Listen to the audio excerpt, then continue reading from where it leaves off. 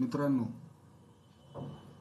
बऱ्याचदा आपल्याला फाईल किंवा फोल्डर मेलद्वारा अटॅचमेंटमध्ये पाठवायचे असते आणि त्याची साईज जर 20 MB पेक्षा जास्त असेल तर ती फाईल किंवा फोल्डर आपल्याला शेअर करता येत नाही.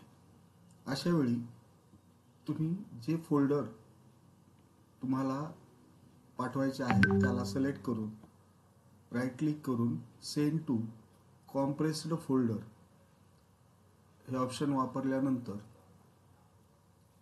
त्या फोल्डरचं एक झिप फाईल म्हणजेच कॉम्प्रेस्ड फाईल तयार होते आणि तुमच्या फाईल्स किंवा फोल्डरचं कॉम्प्रेशन होऊन त्याची साईज कमी होते. म्हणजेच तुम्हाला ते फोल्डर किंवा फाईल इझिली शेअर करता येते. कॉम्प्रेस झालेल्या फाईलला ज्यावेळेस तुम्ही शेअर करता, शेअर केल्यानंतर ज्याला पाठवले आहे त्याला ते एक्स्ट्रॅक्ट करून मूळ स्वरूपात ती फाईल स्टोअर करता येते.